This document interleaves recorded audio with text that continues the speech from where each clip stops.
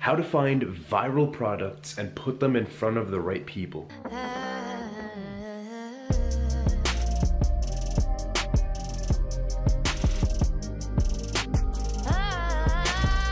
Welcome to part 3 of our mini-series. This is a very well-cooked, juicy video that's gonna tie in parts 1 and 2 together. We're first gonna go over how to find a viral product, what sort of criteria to look for to find a potential viral product. Then the second half of the video is going to explain how to actually take that product and put it in front of the right people. All right, let's just dive right into it. So there's 2 ways to go about deciding a viral product.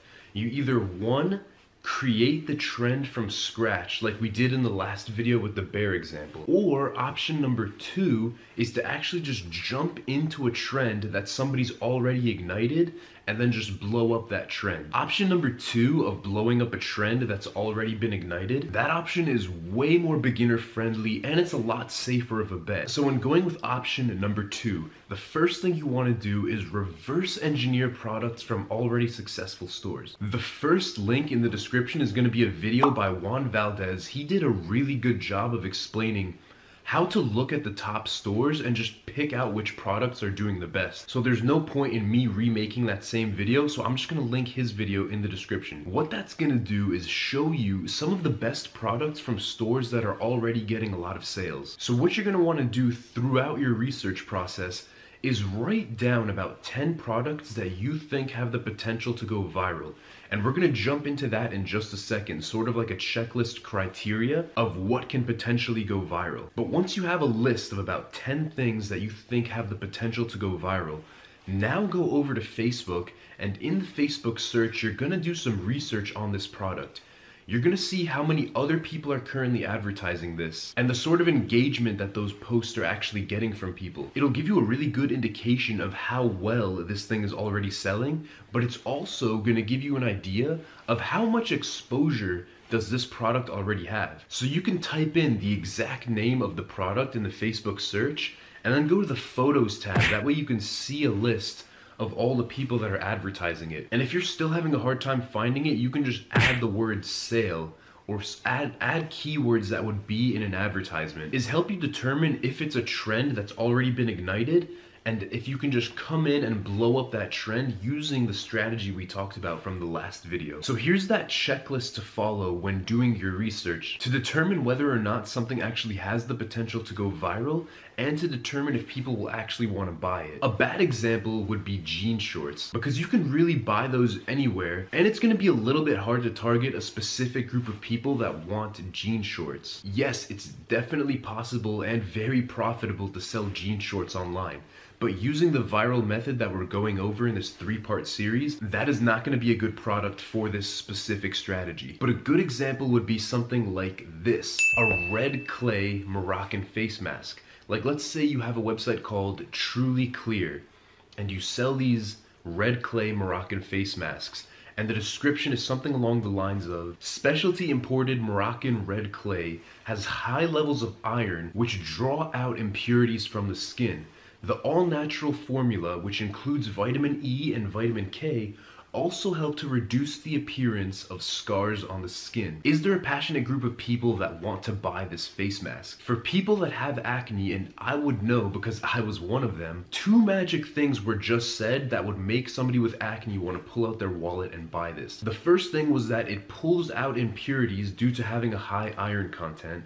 And then the second thing that was said was that because of high levels of vitamin K and vitamin E, it helps to reduce the appearance of scars. For somebody that has acne, the $20 for the face mask is definitely worth it for a shot at having clear skin. Sometimes you have to be sold to in order to know how to sell. And what I'm going to show you right now is an Instagram ad that actually got me to pull out my wallet and buy a product for my skin. And it does such a good job of demonstrating what we talked about in the first video and in the second video, which is using pictures and a simple caption to create an idea in somebody's head. Here's exactly what it looked like. So it was one of those scrolling Instagram posts with 4 pictures. The first picture was of somebody that had a little bit of acne and then a clear skin. It was like a before and after side by side. And then the little caption with that picture was, okay, here's the routine with like a little blushing happy emoji thing. Okay, then you swipe, the second picture was just of like her holding a gallon of water. And huge key, by the way, have the person or you or whoever hold the thing, because then it actually looks like it's not just a Google image of a gallon of water. It becomes way more personal in the story if it's actually somebody holding the gallon of water. And then the second little caption thing was one of these a day. You would scroll to the next image, the third image, third. I think the caption was just something like, a little bit of sunscreen every morning to protect myself from the sun, something along those lines. And then the fourth image was like this acne gel that you would put on your skin, and it was from a Shopify store. About 1.5 years ago, I saw that ad and I pulled out my wallet and actually bought the gel that they were selling. And it perfectly demonstrates what we talked about in the first video. Rather than just throwing a product in front of somebody and saying, hey, buy this, it's fantastic. When you do it this way, the person's head is gonna piece together the idea that your product is fantastic. And because they're piecing that idea together in their head, it becomes an original thought that they had. It was their idea to actually think you have an amazing product. So my brain saw all of those pictures and thought, you know what, for 20 bucks, it's worth a shot at having clear skin. Let me give this thing a try. Little random side tangent, but don't be a huge dickhead and import things from AliExpress that you've never tried or have no idea that work. I'm talking specifically with like beauty products. A majority of them probably work totally fine and they're totally safe to use, but I don't know, maybe it's just like some moral standard that I hold myself to. But if somebody's gonna put something on their face or on their body, I wanna make sure that it's good, it's clean, and that it's safe. Because I've heard these like horrible stories of chemical burns and allergic reactions, so maybe it's just me, maybe I'm weird, but I don't really do beauty products from AliExpress, and I never would. Again, the majority of them are probably fine, but here is what I would do if I was gonna get into the beauty space. So if you wanna get into the beauty space, these are the two possible routes that I would recommend. Number one would be Etsy, because there you'll be able to find a good American supplier, and you can even pick up the phone and call them to talk about the quality of the product and to talk about setting up a dropshipping partnership between the two of you. But then an entirely different route that you can go is, let's say you want to use a product that's like already kind of known. Maybe it's like something that you personally use at your grocery store and you buy it all the time and you like it a lot. Go onto their social media and see how sort of legit it looks. If it looks like their social media is shaky, what you can do is then contact them, tell them that you specialize in viral marketing and that you want to partner with them. But don't do this until you've had like one successful campaign on your own.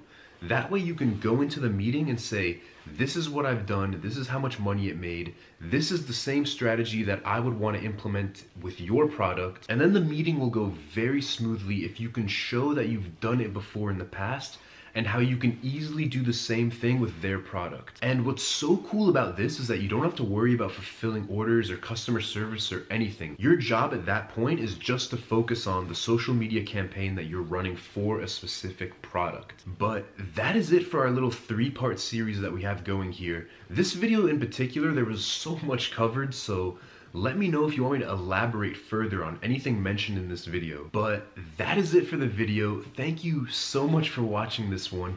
Let me know what you want to see more of in the comments, and I will see you guys in the next one. Won't you follow me into the jungle?